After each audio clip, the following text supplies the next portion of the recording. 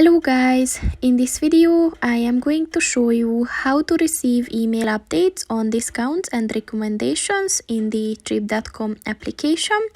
But first I just want to mention, don't forget to subscribe to my channel, because at 10,000 subscribers I am going to show you my whole YouTube revenue statistics and growth strategy, as well as how to make money online. Let's jump into it. First of all, open the application on your phone and then click on the account button at the bottom of the page on the right.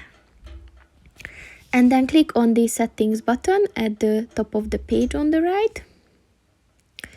And then click on the notifications button. And at the email updates section, look for the discounts and recommendations button.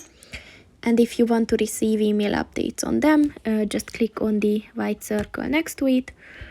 And once it turned blue, the email updates are turned on. So that's pretty much it for this video, guys. See you in the next one. Goodbye.